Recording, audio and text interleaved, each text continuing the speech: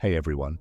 Tonight we're diving into something both fascinating and terrifying, the most brutal coming-of-age rituals in history. Forget birthday cakes and graduation parties. For much of humanity's past, becoming an adult wasn't marked by balloons or awkward family photos. It was marked by blood, scars, pain, and sometimes staring death right in the eye. Now, before we begin, take a second to dim the lights, get comfortable, and maybe grab a warm drink. And hey, if you enjoy these deep dives into history's stranger, darker corners, hit that subscribe button, but only if you genuinely like what I do here. Drop a comment letting me know where you're tuning in from. I love seeing the mix of time zones and countries, almost like we're our own little digital tribe, which, come to think of it, is kind of perfect for tonight's topic. So, picture this. You're not just living in the 21st century, scrolling TikTok, groaning about homework or taxes. Instead, you're 12 years old in an ancient tribe. Tomorrow, your family doesn't throw you a party. They throw you into a pit of fire ants. Or they hand you a spear and tell you, come back only if you've killed a wolf. Or maybe, just maybe, they dangle you from a 100-foot wooden tower with nothing but vines tied to your ankles. Congratulations, kid. If you survive, you're an adult. If not, well, at least no one has to worry about college tuition.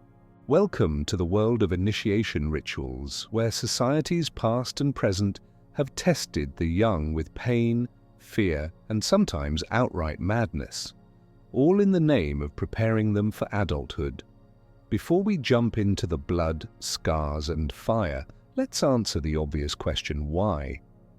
Why did so many societies invent ways to make childhood end with terror and agony instead of cake and candles? The answer, at least partly, is survival. For most of human history, life wasn't easy. You didn't get to find yourself in your 20s. You either contributed to the tribe or you were dead weight. Communities needed strong, loyal, dependable adults, not daydreamers who slept in until noon. Brutal rituals were like a crash course in resilience. You learned to endure pain, to conquer fear, to obey, and, most importantly, to prove to everyone else that you were ready to carry the weight of adulthood. Think of it as the ultimate job interview, except instead of handing in a resume, you had to bleed, scar, or risk death to show your worth. And if you failed? Well, societies had a way of ensuring only the strongest survived anyway. Harsh, yes. But for people living on the edge of starvation, war, and disease, it made a twisted kind of sense. Rituals also bonded communities. Everyone knew who had passed, who had endured, and who had suffered. Scars became not just wounds, but badges of honor, like historical tattoos saying, I belong, I survived, I am one of you now. Of course, not all rituals were bloody. Some were symbolic, involving feasts, new clothes, or even just a ceremony. But the ones we're talking about tonight, oh no, these were the hardcore ones. The rituals so harsh that even reading about them makes you want to hug your cozy blanket and whisper a thank you to modern life. So, let's get started. Our journey begins in the land of Sparta, where childhood was less about cuddles and bedtime stories and more about fighting, stealing, and surviving a system literally designed to break you. If you thought middle school gym class was rough, let me introduce you to the Spartans.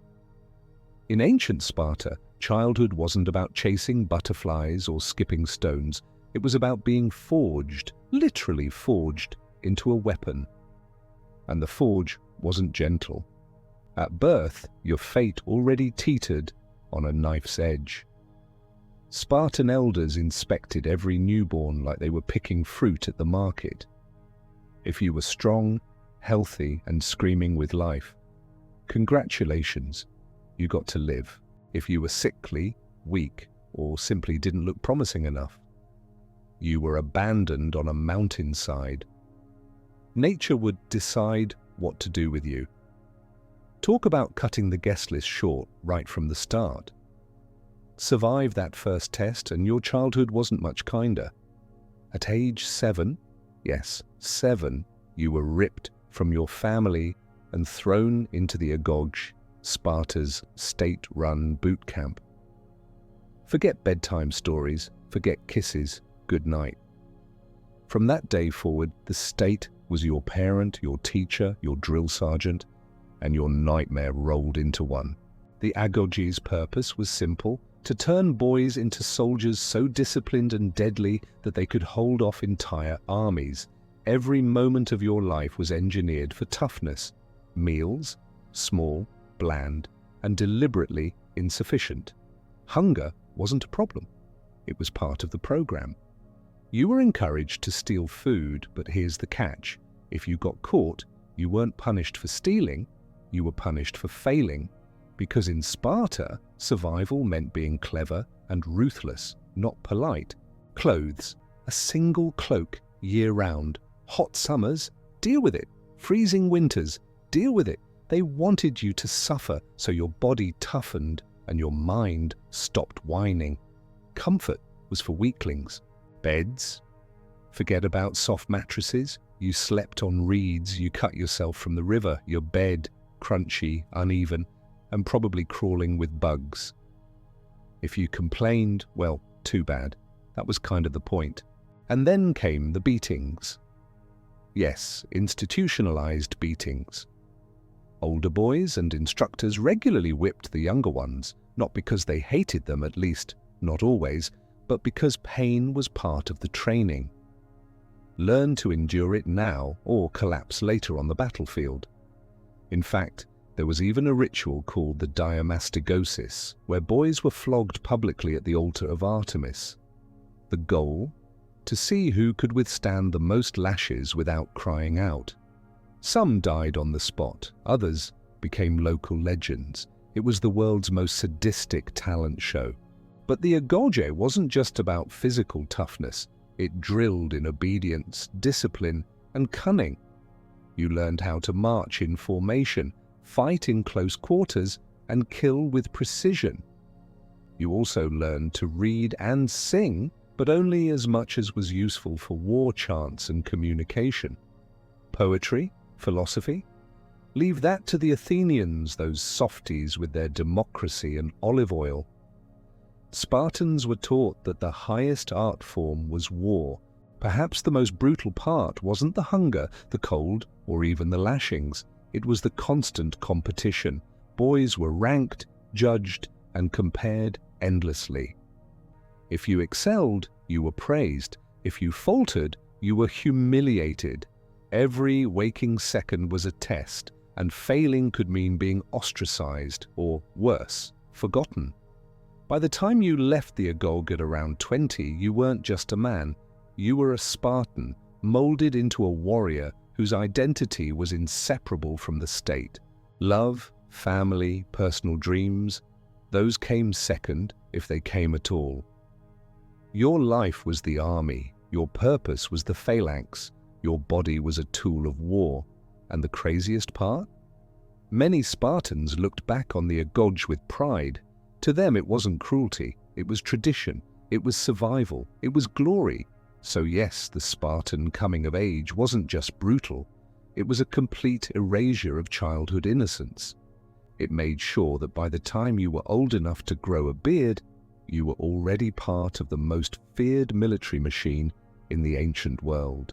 Next time you hear someone romanticize Spartan courage, remember, that courage was forged through hunger, pain, fear, and childhoods cut short by the cold hand of the state. If the Spartans believed in forging boys into soldiers with hunger and whippings, the Satere people of the Amazon took a different approach. Their coming-of-age ritual doesn't just toughen you up, it redefines what you thought pain could be. Forget bee stings, scorpion bites, or even wasp nests. These people went straight for the heavyweight champion of agony, the bullet ant. Let's set the stage. The Satere are an indigenous people of Brazil living deep in the Amazon rainforest. For generations, they've passed down a tradition that is equal parts terrifying and fascinating. When boys reach the age of initiation, they don't get a lecture, a curfew, or a new chore. They get handed a pair of gloves, but these aren't cozy winter mittens. No, these are gloves woven from leaves filled with dozens of live bullet ants, the insect known for delivering the single most painful sting on the planet. And when I say painful, I don't mean ouch, that smarts. I mean, scientists literally use the bullet ant sting as the top of the Schmidt sting pain index, a chart ranking insect stings from mild discomfort to may cause you to question the meaning of existence. The sting of a bullet ant has been described as waves of burning, throbbing pain that feel like walking barefoot across hot coals while someone drives nails into your flesh. Oh, and the fun part, the pain can last up to 24 hours. So yes, not your average ant.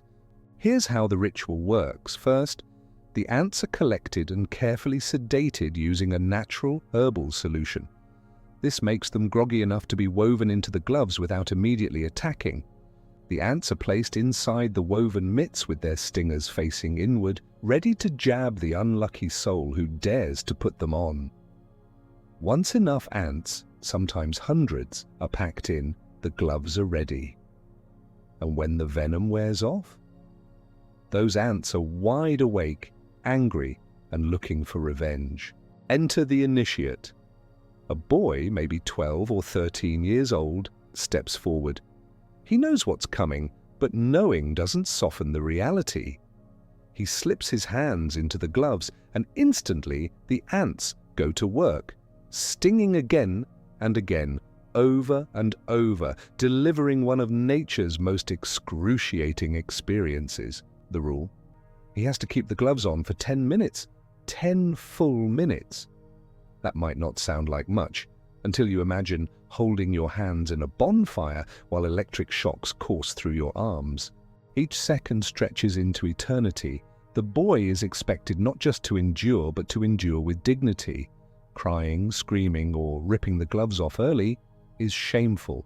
This isn't just about pain tolerance. It's about proving you have the courage, the self-control, and the sheer willpower to suffer for your people.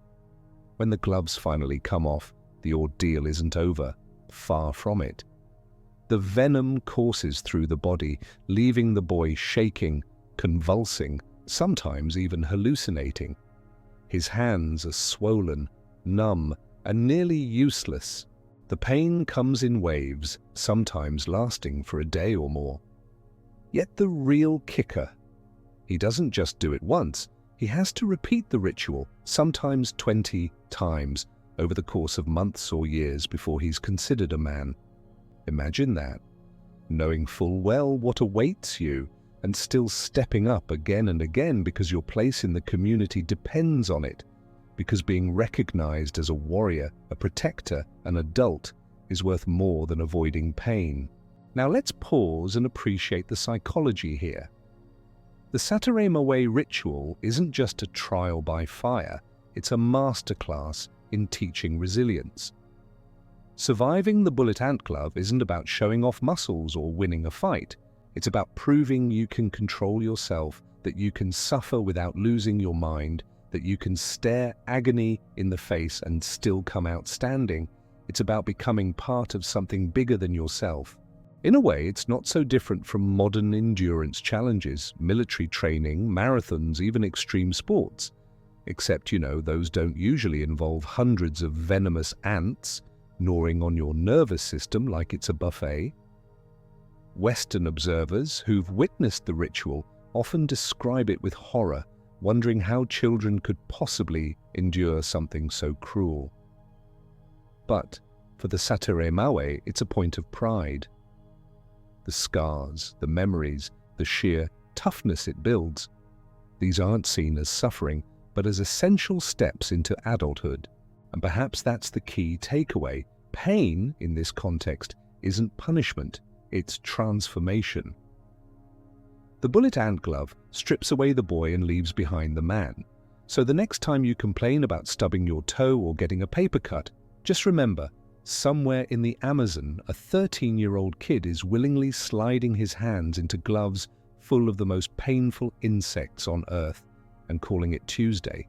If you thought a pair of ant-filled gloves sounded like too much, allow me to introduce you to Africa's initiation traditions, rituals so deeply woven into culture that even today, in some communities, they remain powerful rites of passage.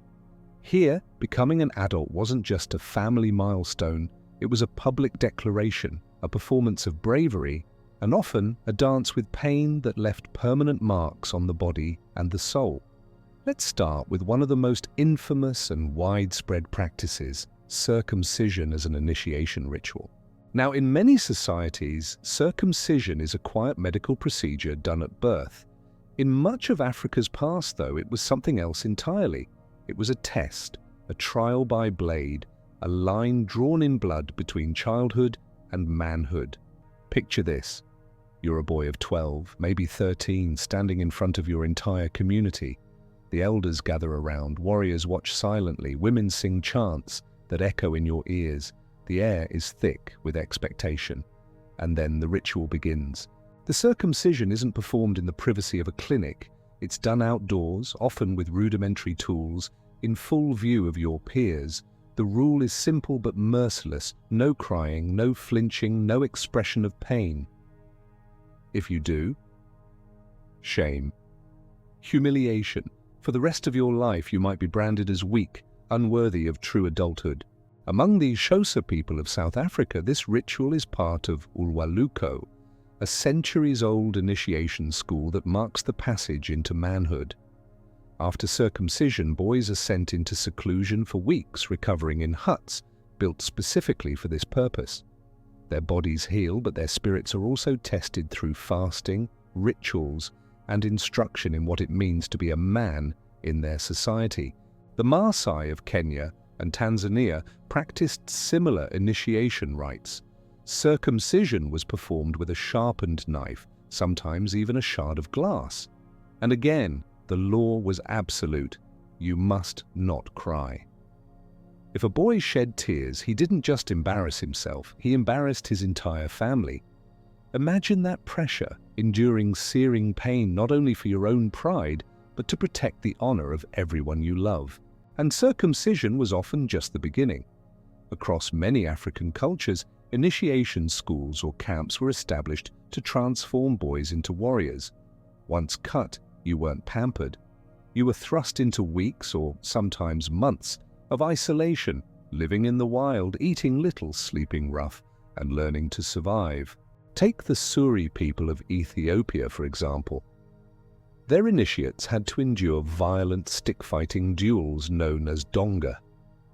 Picture two young men, stripped nearly naked, facing off with long wooden staffs in front of the entire village. The blows weren't playful, they were vicious, cracking across skin and bone, leaving bruises and scars that might last a lifetime. And yet, walking away, even beaten and bleeding, was still considered an honor. Because it wasn't about winning.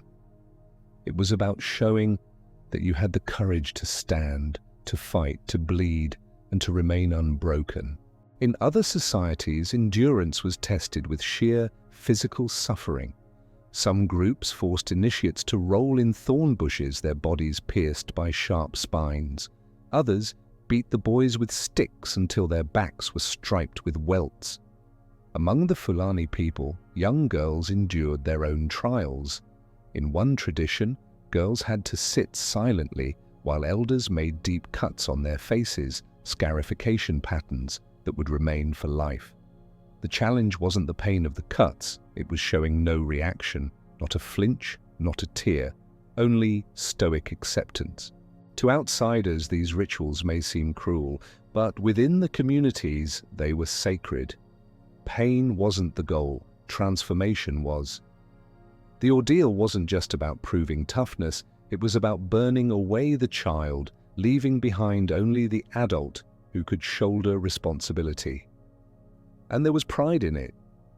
Survive initiation, and you walked back into the village not as a boy, but as a man, a warrior, someone who had earned respect. the scars became a permanent announcement. I endured. I belong. I am ready. Of course, survival wasn't guaranteed. Stories abound of boys who didn't make it, who bled too much, who were broken by infection, who collapsed during stick fights or trials of endurance. But even in death, their sacrifice was woven into the community's memory. To them, a failed ritual wasn't just tragedy, it was proof of how high the stakes really were. Now let's zoom out for a second. Think about modern coming-of-age ceremonies, sweet 16 parties, bar mitzvahs, quinceañeras, high school graduations. All of them are milestones, yes, but none of them carry the life or death weight these African rituals did. For those communities, adulthood wasn't handed to you with a driver's license. You seized it in blood, sweat, and scars. So the next time you roll your eyes at a long graduation ceremony or groan about exams, just remember, somewhere in history, a 13-year-old stood in front of his village, staring down a sharpened blade, his pride and manhood hanging in the balance of a single flinch. If African initiation was about enduring the blade and standing unflinching before your community, the Native American sun dance was about something even deeper, suffering not just for yourself, but for the entire people. This was no small rite of passage. It was an ordeal that fused body, spirit, and community into one of the most intense ceremonies in human history. Let's set the scene. The Great Plains of North America, wide skies, endless prairies, buffalo herds stretching farther than the eye could see. Among tribes like the Lakota, Dakota, Blackfoot, and Cheyenne, survival depended on balance with the natural world and the spiritual forces they believed shaped it. Life was hard, winters were brutal, food could vanish with a single failed hunt. And so the people turned to ceremony, to acts of sacrifice, of devotion, of raw endurance, to strengthen their bond with the sacred. The sun dance was the heart of these ceremonies. At its core, it was about renewal, renewing the earth, renewing the people, renewing the covenant between humans and the spirit world. But for the initiates, usually young men seeking to prove themselves as warriors and adults, it was also the ultimate test of courage. Here's how it unfolded. The sun dance wasn't a quick ritual, it was a multi-day ordeal filled with fasting, dancing, drumming, and prayer. Villages would gather, the central space dominated by a sacred pole erected in the earth, a symbol of the universe itself, the axis connecting sky, earth, and spirit. Around it, the community formed a circle, a living witness to the trial that was about to unfold. The initiates, volunteers, though the social pressure was enormous, prepared through purification rituals, sweat lodges, and fasting. By the time they entered the sun dance arena, their bodies were already weakened. Hungry, thirsty, trembling with exhaustion, they stepped forward to face the defining moment. Elders and medicine men approached with sharp bone awls or knives. The initiate stood bare-chested, arms outstretched, his gaze fixed on the sky. And then, piercing. The skin of his chest was sliced, often in 2 small incisions, and wooden skewers or bone pegs were pushed through the flesh.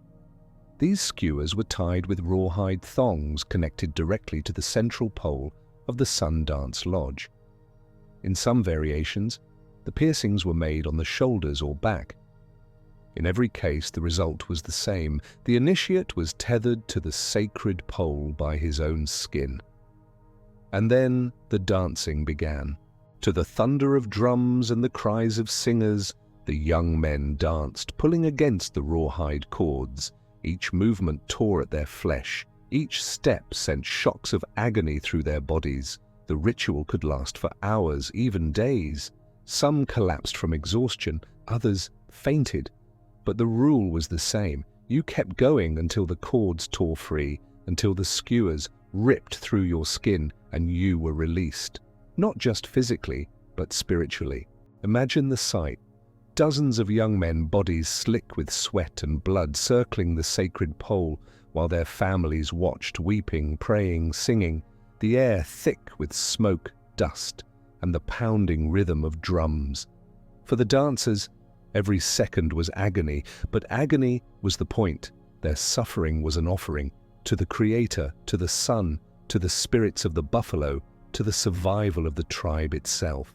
Some sun dances included even more extreme elements. In certain traditions, the initiates would drag buffalo skulls attached to skewers in their backs crawling through the dirt, each bone dragging furrows into the earth behind them.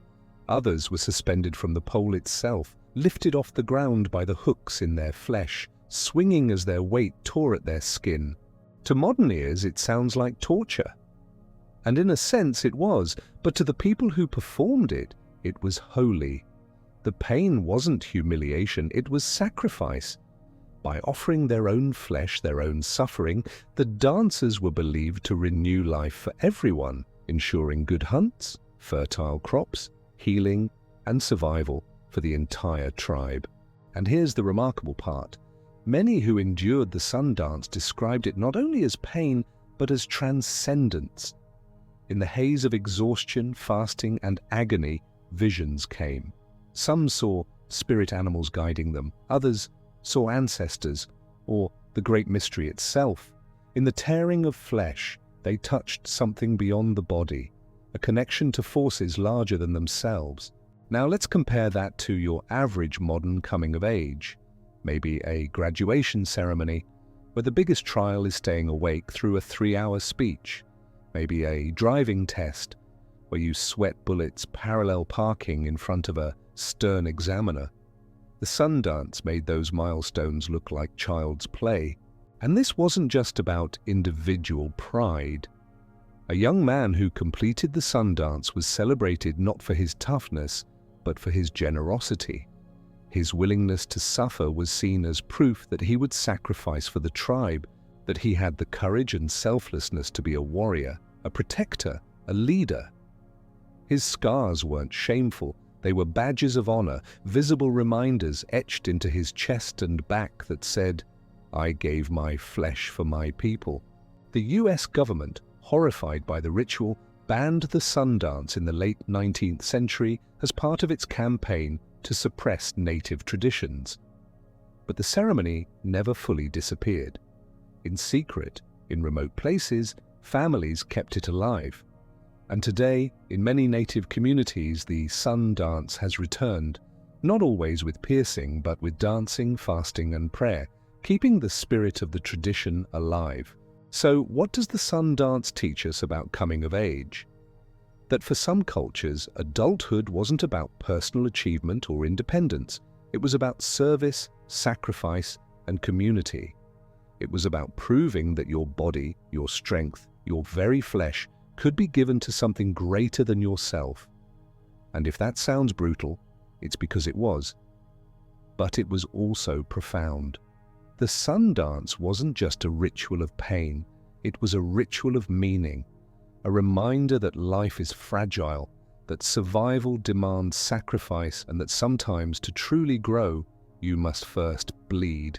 Some coming-of-age rituals cut you, some burn you, some sting you with insects that feel like living tasers. But on the island of Pentecost in Vanuatu, manhood has traditionally meant something even more dramatic, climbing a rickety wooden tower, tying vines around your ankles, and leaping headfirst toward the ground. Yes, you heard that right. Welcome to land diving, the ancestor of modern bungee jumping, except without nylon cords, safety harnesses, helmets, or trained professionals shouting 3, 2, 1, jump, 1. Here's how it works. Each year, usually in the spring, the men of Pentecost build massive wooden towers, sometimes rising as high as 100 feet, about the height of a 10-story building.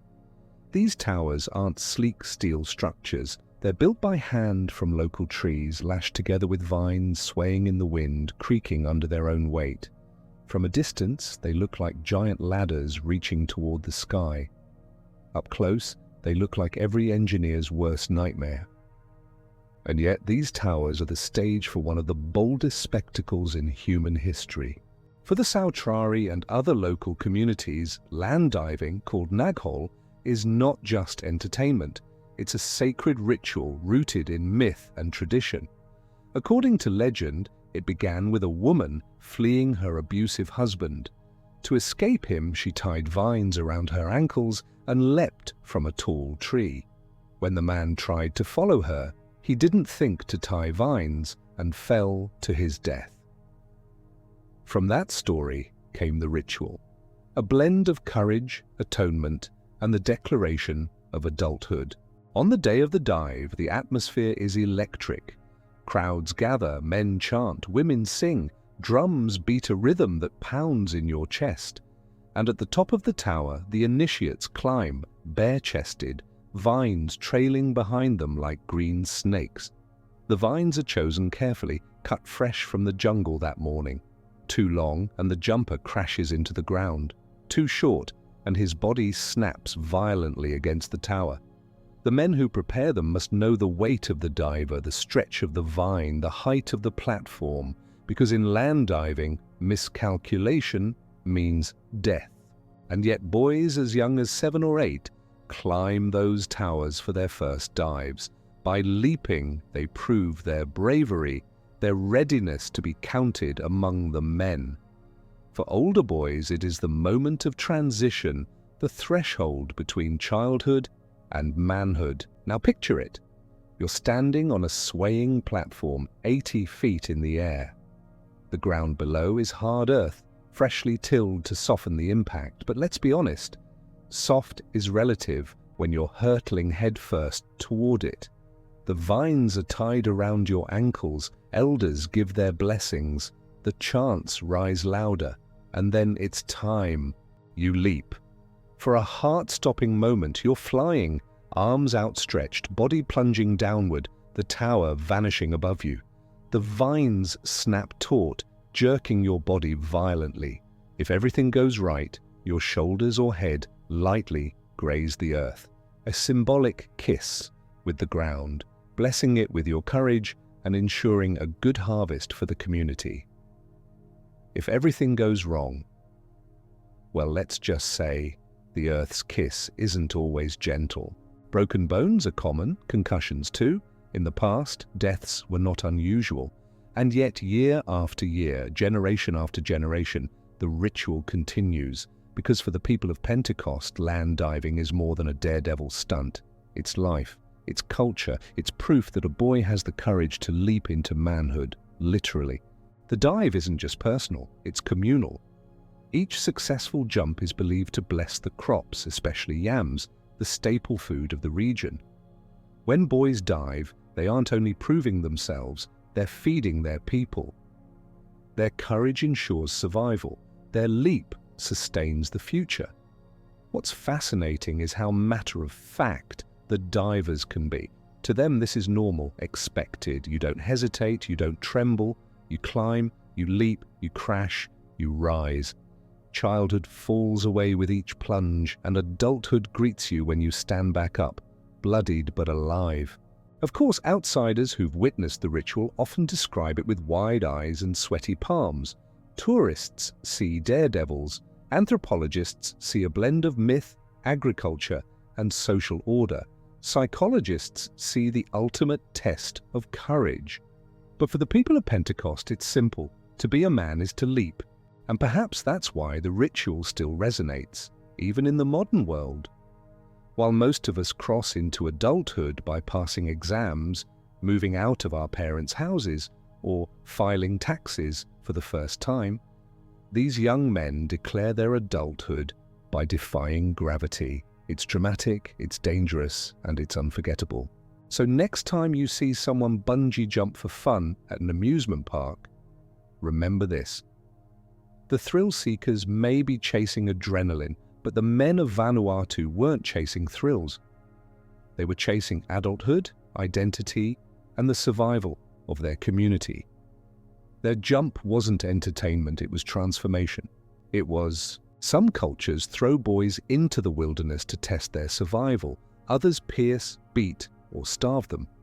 But in Papua New Guinea, particularly among the Chambri and Sepik river tribes, The path to manhood has often meant submitting your body to the crocodile, not literally feeding yourself to one, of course. Instead, you let your own flesh be carved, cut, and reshaped until your very skin bears the marks of the great reptile.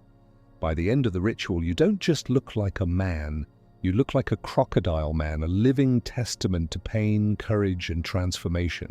Let's rewind to the beginning. Along the Sepik River, crocodiles are not just animals. They are sacred ancestors, creators of the world, guardians of life and death. To the Chambri and other riverine peoples, crocodiles symbolize strength, resilience, and connection to the spirit world. To carry their marks on your skin is to be reborn, no longer a child of your mother, but a child of the crocodile, a man bound to tradition and community. Here's how the ritual unfolds. At adolescence, boys are taken to special initiation houses, long wooden structures hidden from ordinary village life. Once inside, they are cut off from their families, their mothers especially, for weeks or even months. They are fed, instructed, and prepared. The initiates know what awaits them, but knowledge doesn't soften the reality. The cutting begins. Elder men, wielding razor-sharp bamboo blades or knives, slice intricate patterns into the boy's skin. Hundreds, sometimes thousands, of cuts across the chest, shoulders, back, and arms. The incisions are deep, deliberate, and unbearably painful. The goal isn't to create random wounds, it's to mimic the ridged, scaly patterns of crocodile skin. Each cut is placed with precision, following ancient designs passed down through generations. Blood flows freely. The initiates are expected to endure in silence, or at least without breaking. Crying, begging, or resisting dishonors not just the boy, but his family. Instead, the boy lies still, clenches his teeth, and submits to the knife again and again until his body is a canvas of agony. And the ordeal doesn't end with cutting. To make the scars rise into pronounced ridges, the wounds are rubbed with ash, clay, or tree oil. This keeps them raw, infected just enough to swell into thick, raised patterns. Every application burns like fire. Every touch prolongs the torment. But it is necessary. Without the raised scars, the ritual is incomplete. Healing takes weeks. During this time, the initiates are cared for by elders who feed them, teach them, and monitor their progress. The pain lingers, fever grips the body, infections sometimes spread. Some boys don't survive. Those who do emerge permanently transformed, not just in spirit, but visibly, permanently marked. When they finally leave the initiation house, their bodies gleam with fresh scars, patterns curling across their torsos like armor. The community gathers, women weep, men chant, drums thunder. The boys step out no longer as children, but as crocodile men, living symbols of the bond between humanity and the sacred reptiles of the Sepik. To outsiders, the ritual can seem shocking, even barbaric. Why mutilate the body of a child? Why turn skin into a battlefield of scars? But within the culture, it is not mutilation, it is beautification. It is identity. Each scar is a badge, proof of endurance, courage, and belonging. The scars say, I bled for this, I endured, I am part of something greater. And the scars don't fade, they remain for life, bold and unmistakable. They become a visible passport into manhood, respected by peers, admired by women, and honored by ancestors. In everyday life, the crocodile scars are constant reminders of resilience, courage, and the thin line between pain and transformation. Modern influence has, of course, threatened this practice. Missionaries condemned it, governments discouraged it. Today, fewer boys undergo crocodile scarification, and when they do, it is often more symbolic than mandatory, but where it survives, it retains its power. Tourists who visit the Sepik often marvel at the older men whose torsos ripple with scars, living works of art carved in pain. And perhaps that is the enduring lesson. Pain in this context isn't cruelty. It's a teacher. Each cut whispers, childhood is fragile, but adulthood demands strength. Each scar says, you have endured what others could not. And in a place where life itself is a constant negotiation with hunger, sickness, and the crocodile-filled river, such lessons are more than symbolic. They are survival itself. So, the next time you see someone complain about a mosquito bite or fuss over a paper cut, remember the crocodile boys of Papua New Guinea, children who walked into a house as sons and walked out as scarred reborn men, carrying the mark of the crocodile for the rest of their lives. When we think of Rome, we think of marble temples, marching legions, and emperors in togas barking orders. But behind all that grandeur, ordinary Roman boys also faced their own brutal gateways into adulthood. And while some of these rituals were symbolic, others were drenched in the same blood and violence that defined Rome itself. Let's start with the symbolic part. At around age 16 or 17, a Roman boy celebrated his dies lustricus, a ceremony marking the assumption of the toga virilis, or toga of manhood. It sounds innocent enough. You trade in the child's toga praetexta with its purple border for the plain white toga of adulthood. But don't be fooled. This wasn't just a wardrobe change. It was a declaration. A boy stripped away his childhood charms, amulets called the bulla, and dedicated them to the household gods. With that simple act, he stepped into the adult world of politics, war, and responsibility. But Rome wasn't built on fabric alone. To be a Roman man was to embrace violence. And that's where the real brutality came in. For aristocratic boys, manhood often meant going to war.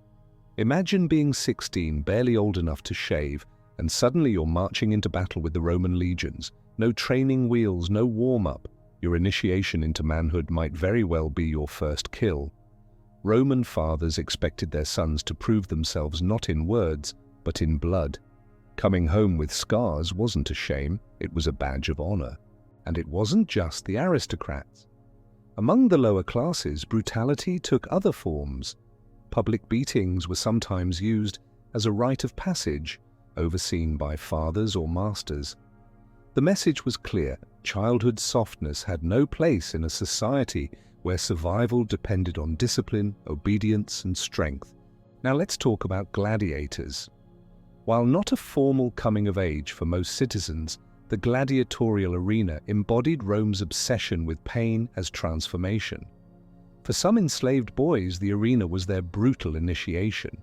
Thrown into training schools, beaten into shape, and then forced to fight for their lives, they became men, or corpses, before a jeering crowd. And though this wasn't the path of a freeborn Roman, the mentality seeped into the culture.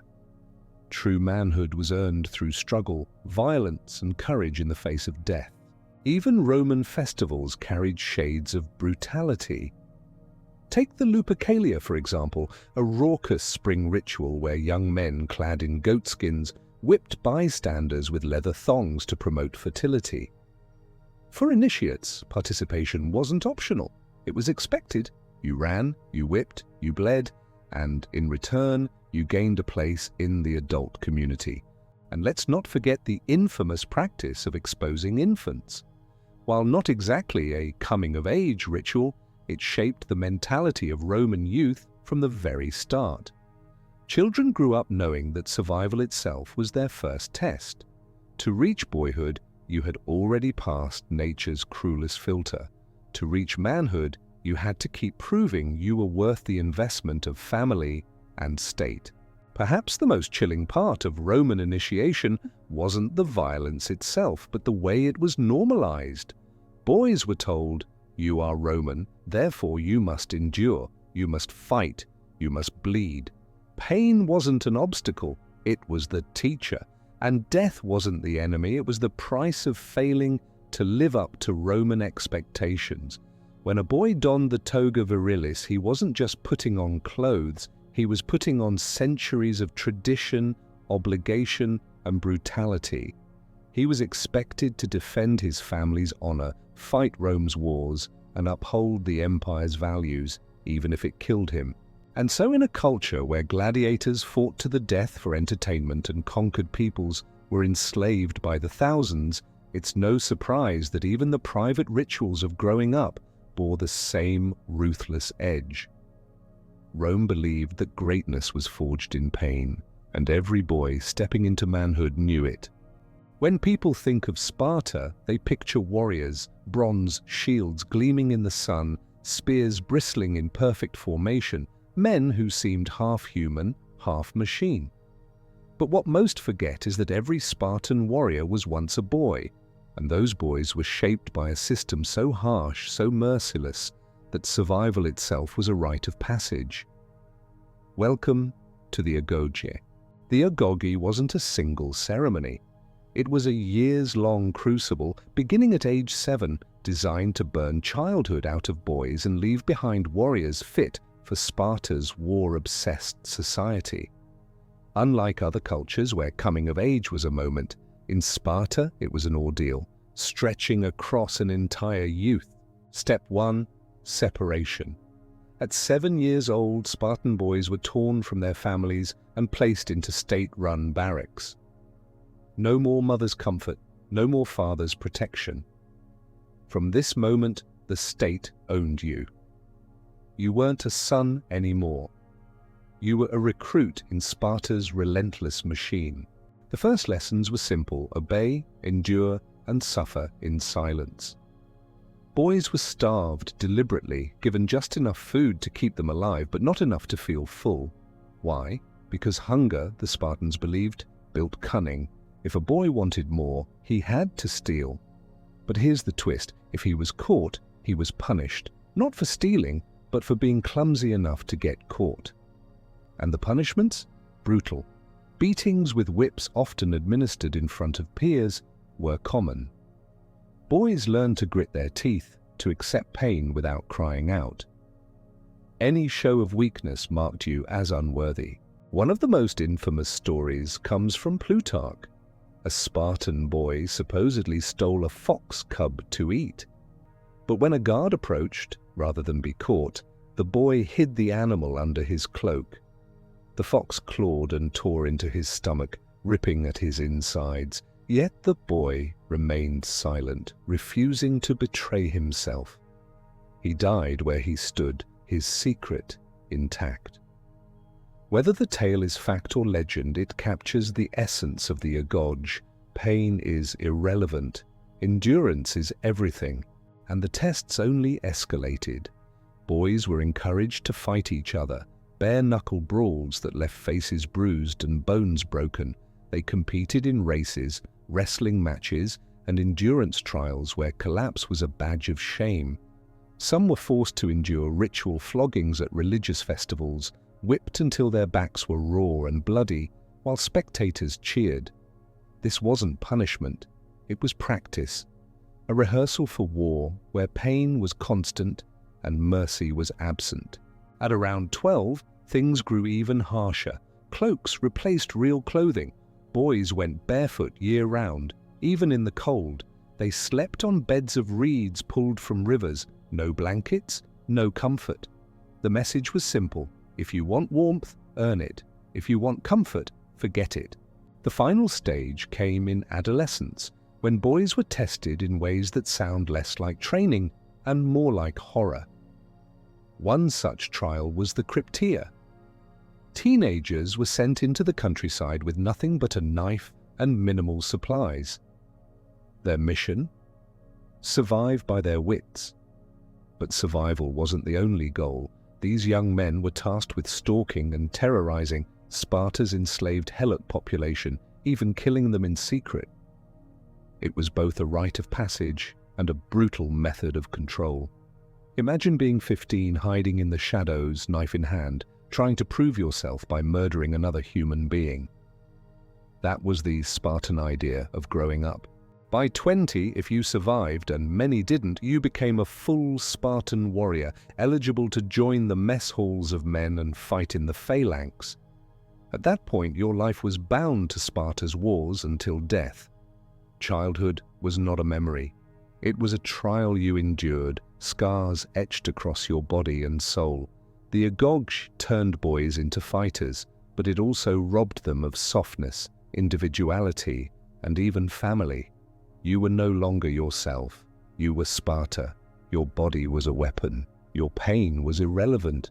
Your life belonged to the state.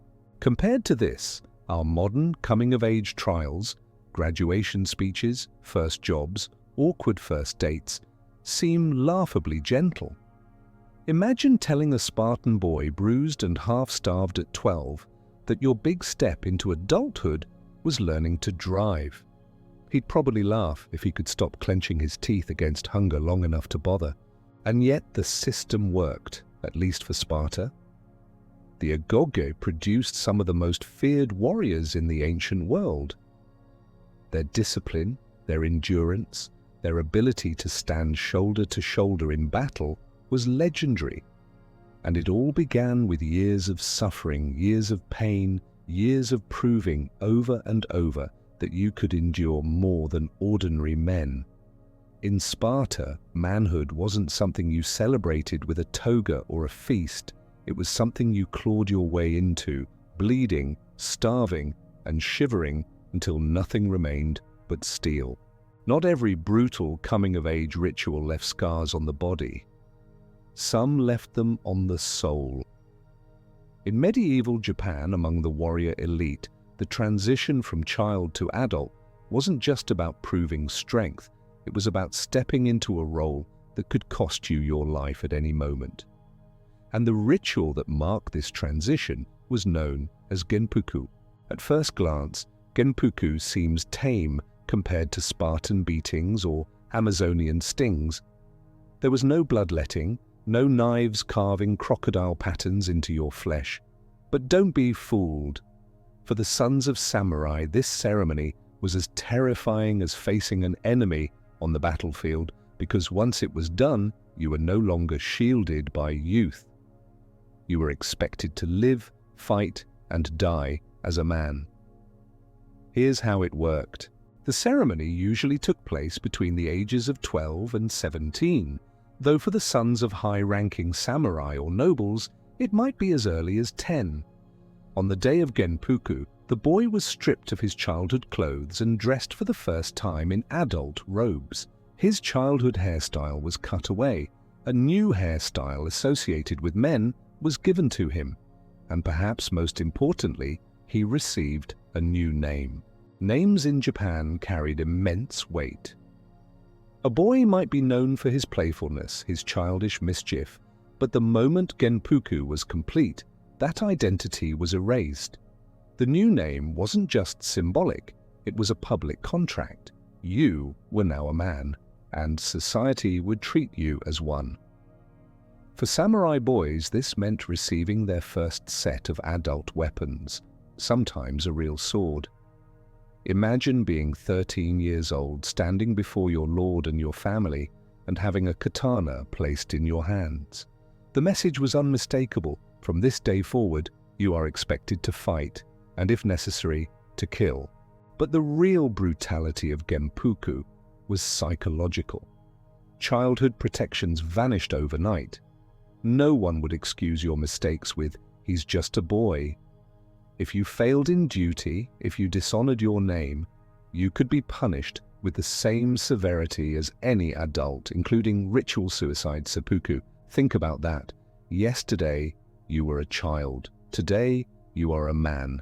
And tomorrow, if you falter, you may be commanded to plunge a blade into your own stomach to restore your honor.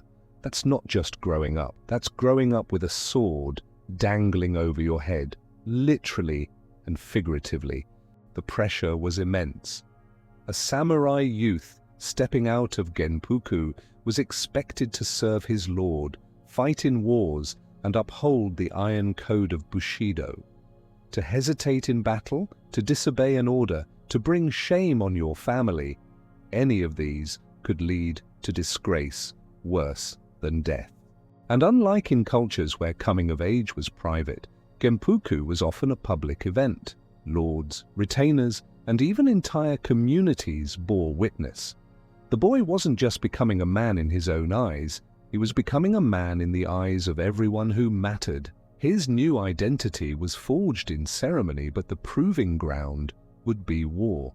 In many ways, Genpuku was harsher than physical trials. A beating ends, a scar heals. But the weight of expectation never leaves. Once Genpuku was complete, there was no going back. You were a samurai now, with all the glory and all the burdens that title carried. And in Japan's constant cycles of war, famine, and political upheaval, that meant many boys didn't live long into their manhood. They were thrust into battlefields where arrows fell like rain and swords cut through flesh like paper. They had to carry themselves with poise, dignity, and fearlessness, or risk disgrace that stained not only them, but their entire family line. So while the samurai's coming-of-age ritual didn't draw blood in the ceremony itself, it was no less brutal. It was a psychological guillotine, severing childhood with one clean stroke and thrusting the boy into a life where every choice could mean death. In the end, perhaps that is the harshest kind of initiation, not one of scars, but of responsibility, of being told while still barely a teenager, you are no longer a child, you are a warrior, now live, and if you cannot live with honor, die with it. If you think your high school graduation was stressful, imagine standing half naked in front of your entire community while another man beats you with a whip. And the only way to pass is to smile through the pain. Welcome to Sharo, the infamous coming-of-age ritual of the Fulani people of West Africa. The Fulani, spread across countries like Nigeria, Niger, Mali, and Cameroon, are one of Africa's largest pastoral groups, famous for their cattle, their poetry, and their resilience. But for young Fulani men, poetry alone wasn't enough to earn respect. To be recognized as an adult, to prove yourself worthy of marriage and independence, you had to endure the sharo. Here's how it unfolded. When a boy reached his mid-teens, usually around 15 to 18, the time came. A festival would be announced, sometimes tied to Islamic holidays, sometimes to community gatherings. The whole village turned out, dressed in bright colors, drums pounding, singers chanting, but at the center of it all were the young men, stripped to the waist, standing tall, waiting for the trial of their lives. One by one, the initiates stepped forward. Their opponent? Another man armed with a long, stiff whip, often made from rawhide. There was no warm-up, no gentle strike. The whip cracked against bare flesh with a sound that echoed like thunder. The rules were simple but brutal. You could not cry out, you could not flinch, you could not collapse. To do so was humiliation. Worse, it marked you as unworthy of manhood. Families, potential brides, elders, all were watching. Every wince, every grimace was judged. And the whippings weren't symbolic. They drew blood. Skin split open. Red welts rose instantly. Some boys staggered, but clenched their jaws and forced themselves upright. Others smiled defiantly, even as their backs were shredded. The pain was unimaginable, but the shame of failure was worse. Sometimes the ritual was one-on-one, the initiate taking blow after blow until the elders declared enough. In other cases, it became a competition, young men facing off, enduring in turn, each trying to outlast the other without showing weakness. Victory wasn't just personal pride, it could elevate your family's honor and prove your worth as a husband. Because make no mistake, Sharo was deeply tied to marriage. A young man who endured with dignity was seen as strong, disciplined, and reliable, qualities every Fulani family sought in a son-in-law. Passing the Sharo could mean the difference between securing a wife or being dismissed as a boy who couldn't handle life's hardships. The scars remained long after the festival ended, raised welts and dark marks traced across the backs of those who endured. For the Fulani, those scars weren't shameful. They were badges of honor, living proof that you had faced agony without breaking. From the outside, Sharo might seem savage, a needless spectacle of pain. But within Fulani culture, it was a vital test. Life as a pastoral nomad was hard, herding cattle across dry lands, facing raiders, enduring hunger and thirst, all demanded resilience. Sharo was practice for that life. If you couldn't withstand the whip in front of your people, how could you withstand the trials of the world? Over time, modern governments and Islamic authorities tried to suppress the ritual, labeling it barbaric or outdated. Today, it is less common, often staged more for cultural preservation or festivals than as a strict requirement. But where it survives, the essence remains the same. Manhood is not granted. It is earned in pain, silence, and dignity. So picture it. A young Fulani man stands tall in the scorching sun, sweat glistening on his skin, drum beats pounding in his ears. The whip cracks, flesh burns, the crowd roars. He does not flinch, he does not cry. He smiles, his back bleeding but his honor intact. And in that moment he is no longer a boy, he is Fulani, he is a man. In the dense, humid forests of the Amazon, where the air itself feels heavy and alive, the Yanomami people have lived for centuries in communal villages called shabonos. Here, manhood isn't proven with words or symbolic gestures. It's proven with fists, with blood, and with the willingness to suffer without breaking. For Yanomami boys, adolescence comes with an expectation. At some point, you will be called to the center of the village, and you will fight. Not for anger, not for vengeance, but because ritual combat is how you show the community you are strong enough to be a man. The duel is simple, but brutal. Two boys step forward, often stripped to the waist, surrounded by the eyes of the entire tribe. Elders, women, children, everyone watches.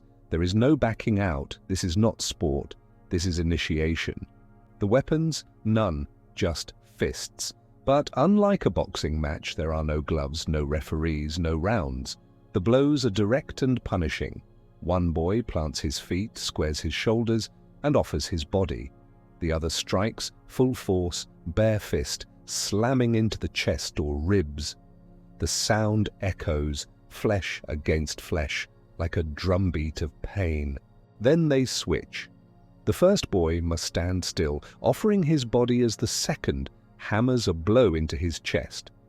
Back and forth, again and again, the cycle continues. The challenge isn't just to hit hard, it's to take the hit, to stand without flinching, to show no weakness. Blood comes quickly, noses break, lips split, ribs bruise deep purple. Sometimes a boy collapses, gasping for air, the crowd jeering or sighing in disappointment. But the ones who endure, those who remain standing defiant, even smiling through the punishment, those boys leave the circle as men. The duel doesn't end when the combatants are exhausted. It ends when one yields, or when the elders decide the ritual has been fulfilled. Victory isn't measured by how many punches you land. It's measured by how much punishment you can take without bowing your head. Why fists? Why this ritual? For the Yanomami, life in the Amazon is constant struggle, hunting, fishing, defending territory against rivals. These demand toughness, resilience, and the ability to endure pain without hesitation. The duel is a microcosm of that life. If you can take a blow in the chest without collapsing, you can face the hardships of the jungle. If you can endure humiliation and agony in public, you can endure the trials of adulthood. And it's not just about the individual. The community watches carefully. A boy who endures with dignity elevates his family's honor. A boy who falters may bring shame. Women notice too. Endurance in the duel makes you more desirable as a husband, a man capable of protecting and providing. But here's the paradox. While these duels are violent, they are also controlled. They follow rules. The blows, though punishing, are part of a cycle. The fight isn't about killing or crippling. It's about proving before all that you belong. Still, the scars remain, broken noses that never quite heal straight, bruised ribs that ache long after the crowd disperses, the memory of standing in that circle, fists clenched, heart pounding, knowing that everything, your dignity, your honor, your future, rests on your ability to take one more hit. And so, for Yanomami boys, manhood doesn't arrive with a birthday or a feast. It arrives with fists, with the sound of your chest being struck like a drum, with blood trickling from your lip as you smile through the agony. It arrives in the circle, before your people, when you refuse to fall. That is how boys become men in the heart of the Amazon, not with words, but with bruises, not with ceremony, but with pain. Among the great open plains of North America, where buffalo herds thundered across the grasslands and life was a constant battle with nature, the Sioux and other plains tribes forged a coming-of-age ritual unlike anything else on earth. It was called the Sun Dance. And for the young men who took part, it was not just a test of manhood, it was a trial of body, spirit, and soul, measured in blood and pain. The Sun Dance was more than an initiation. It was a sacred ceremony, a communal event, and a form of prayer. But for young men, it was also the final, brutal step into adulthood. Here's how it unfolded. In the days leading up to the ritual, the entire community gathered. A great lodge was constructed, a circular space with a tall central pole representing the connection between earth and sky, man and spirit, life and the great mystery. Around it, dancers, drummers, and family members assembled. The air buzzed with anticipation, fear, and sacred purpose. Then came the initiates. Young men, often teenagers stepping into manhood, stripped to the waist and painted with sacred colors. Each one carried not just his own hopes, but the prayers of his family and his people. The ordeal began with piercing. Elders or medicine men used sharpened bone or metal awls to pierce the skin of the young men's chests, sometimes threading wooden skewers or rawhide thongs through the wounds. These cords were then tied to the central pole of the lodge. The symbolism was clear. You were binding yourself to the sun, to the universe, offering your flesh as proof of your devotion. And then the dance began. To the pounding of drums, the young men leaned back, pulling against the cords, their skin stretching, blood dripping down their torsos. They danced, sometimes for hours, circling, straining, pulling with all their might. The pain was unimaginable. Each movement tore at their flesh. Each step was a scream written across the body. The ultimate goal, to break free, to tear loose from the cords, ripping the skewers through their skin. Only then was the ordeal complete. Only then had the young man proven his courage, his endurance, his worthiness to stand as a warrior among his people. Sometimes the sun dance pushed even further. Some initiates were tethered not only by the chest, but by the back, shoulders, or arms. Others dragged buffalo skulls tied to their piercings, pulling the heavy bones through the dirt as the crowd watched in reverent silence. Each act was not only personal suffering, but an offering for the well-being of the tribe. There was no faking it, no shortcuts. You endured the agony or you failed in front of everyone. And worse than the physical pain was the spiritual weight. To falter meant not just losing face, but betraying the prayers you carried. The scars, of course, remained for life. Great ragged marks across the chest, shoulders, or back. But for the Sioux, these weren't disfigurements. They were badges of honor, living proof that the boy had faced the sun, faced the pain, and emerged a man. From the outside, the sun dance can seem horrific, and in truth it was. Blood, pain, and mutilation were at its core. But for the Sioux and other plains tribes, it was sacred. It was about sacrifice, about proving that life, honor, and community were worth more than flesh. The brutality wasn't cruelty. it was transcendence. And for those who endured it, manhood was no longer in question. They had faced the sun, they had given their flesh, they had danced in agony and emerged scarred but unbroken. They were no longer boys. They were men, warriors, and spiritual anchors for their people. Deep in the humid jungles along Papua New Guinea's Sepik River, where the air hums with insects and the water hides predators, there is a belief older than memory. Mankind was created by crocodiles. The great reptiles of the river are not just animals, they are ancestors, gods, and protectors. And for boys of the Sepik tribes, becoming a man means becoming one with the crocodile. The path to that transformation is brutal. It is called crocodile scarification, and it leaves boys quite literally carved into men. When adolescence arrives, usually in the mid-teens, the boys are taken away from the women of the village and shut inside a men's house, sometimes for weeks. The separation is total. Here the teachings of manhood are whispered to them, how to hunt, how to protect, how to endure. But words are only the beginning. The real lesson is written in blood. One by one, the boys lie down on mats. Elders, armed with razor-sharp bamboo knives or sharpened shells, kneel over them. Then the cutting begins. Dozens, sometimes hundreds, of incisions are carved into the boy's skin, running across his chest, his back, his shoulders, his arms. The cuts are deep and deliberate, arranged in patterns meant to mimic the scales of a crocodile. There is no anesthesia, no mercy, only the sound of blades slicing flesh and the stifled cries of boys learning that pain is their new companion. Blood flows freely, soaking mats dripping onto the floor. The smell of iron fills the air. Some boys faint. Some grit their teeth and stare blankly into the shadows above. But all must endure. Stopping halfway is not an option. To be left unscarred would mean remaining a boy forever, marked by shame. The ordeal doesn't end with the cutting.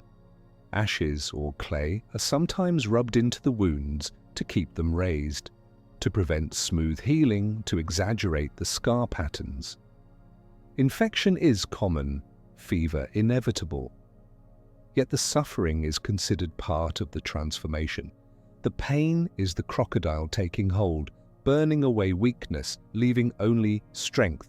When the wounds finally heal weeks later, the boys emerge changed physically and spiritually. Their bodies are covered in raised, scale-like scars, intricate patterns etched forever into their flesh. To outsiders, it may look shocking, grotesque even, but within the tribe it is beautiful. It is the mark of a man who has shed his childhood skin and been reborn as a crocodile warrior. The scars are more than decoration, they are proof of survival, proof that the boy endured agony and emerged unbroken, proof that he is now a man capable of facing not just the jungle, but life itself. And for the Sepik people, the symbolism runs even deeper. Just as the crocodile emerges from water to land, boys emerge from childhood into manhood through this ritual. The scars are not just marks, they are scales. The boy is no longer merely human, he is crocodile. In the Western world, a coming-of-age ceremony might be a graduation ceremony, a birthday, or a handshake from your father. In the Sepik, it is blood, pain, and scars that will last a lifetime. To wear the crocodile's skin is to wear manhood, and those who carry those scars carry not just their own strength, but the living spirit of the river etched into their flesh forever. In the vast sun-scorched deserts and scrublands of Australia, where the land itself seems to test the limits of human endurance, Aboriginal peoples developed some of the harshest and most spiritually loaded initiation rituals in the world. For their boys, the journey to manhood was not a single event, but a grueling series of trials, each one stripping away the child and forging the adult. Among the most dramatic of these was the knocking out of teeth. Picture it. A boy of around 12 or 13 sits cross-legged on the ground. Around him stand the elders of the clan, solemn and unyielding. He is calm, at least on the surface, but he knows what's coming. One elder steps forward with a sharp stone or a hardwood stick. Without warning, the elder strikes upward, smashing one of the boy's front teeth loose. Sometimes the tooth is pried out with crude tools. Sometimes it takes repeated blows. There is no numbing, no medicine. The boy is expected to endure in silence. Crying out, showing fear, or resisting would shame him and his family. Blood pours down his chin. Pain radiates through his skull. And when it's over, the gap in his smile is permanent, a lifelong marker that he has endured his initiation. But tooth loss was only the beginning. Scarification was also common. Sharp stones or shells cut deep grooves into the skin of the chest, back, or arms. Ashes might be rubbed into the wounds to keep the scars pronounced. Each cut was a reminder of pain endured, of boyhood left behind. And then came perhaps the harshest trial of all, isolation. After their physical ordeals, some boys were sent into the wilderness, alone. No food except what they could find, no shelter except what they could build, no company except the spirits of the land. This period, sometimes called a walkabout, could last weeks or months. The boy wandered, hungry, sunburnt, cold at night, stalked by snakes, spiders, and the endless silence of the desert. He was expected to return not only alive, but wiser, attuned to the rhythms of the land, and carrying the sacred knowledge whispered to him by elders before his departure. Failure was not an option. To collapse in the wilderness was to die. To return too soon was to be ridiculed. Only by surviving the desert could the boy rejoin his people as a man. These rituals weren't just about toughness, they were deeply spiritual. Each cut, each missing tooth, each lonely night under the stars connected the boy to the dream time, the Aboriginal spiritual framework that explained the creation of the world and humanity's place within it. Through suffering, boys were reborn, shedding their childish selves and stepping into their role as men tied forever to the land and its spirits. The brutality of Aboriginal initiation wasn't cruelty for cruelty's sake, it was preparation. Life in the Australian outback was unforgiving, water was scarce, food could vanish in a season, danger lurked in every shadow. Boys who survived initiation had already proven they could endure hunger, pain, and solitude. They weren't just men, they were survivors. So next time you complain about being bored on a camping trip or stressed during a school exam, remember, somewhere in the sands of Australia, a boy once sat alone, blood still crusted on his chin from a missing tooth, scars burning across his chest, staring into the silent desert sky, praying to the ancestors for the strength to make it home. And when he returned, he wasn't a boy anymore. He was part of the land, and the land was part of him. So, what have we learned on this long, bruising journey through the world's most brutal coming-of-age rituals? From the whip-scarred backs of the Fulani in West Africa to the crocodile-scaled chests of Papua New Guinea, from boys pulling against skewers of flesh in the Sioux Sun Dance to children wandering alone through the burning deserts of Australia, the story is the same. Becoming an adult has never been easy. In fact, for much of history, it was deliberately made painful. Why? Because pain has always been the most honest teacher.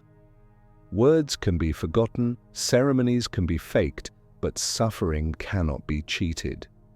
When a boy endured the whip, the cut, the leap, or the piercing, he proved not just to his people, but to himself, that he had the strength to stand with them as a man. It's easy in our modern world to laugh at or recoil from these practices. After all, today we mark adulthood with driver's licenses, graduation ceremonies, and maybe an awkward family barbecue. No blood, no fire, no missing teeth required. But in a way, these rituals remind us of something important. Adulthood isn't just about age, it's about responsibility, resilience, and courage in the face of fear. And here's the truth. These rituals, as brutal as they were, bound communities together. They taught boys that their pain was not just for themselves, it was for their people, their families, their future children. Every scar was a reminder that manhood wasn't given freely. It was earned. Now, do we need to bring back crocodile scarification, bullet ant gloves, or ritual whippings? Absolutely not. I don't think anyone's volunteering for that unless your Wi-Fi goes down and you get desperate. But maybe we can take a lesson from the past. Maybe what matters most about these rituals isn't the pain, but the transformation. The moment when a boy looks at himself battered but unbroken and realizes, I can endure, I am strong enough, I am not the child I was yesterday.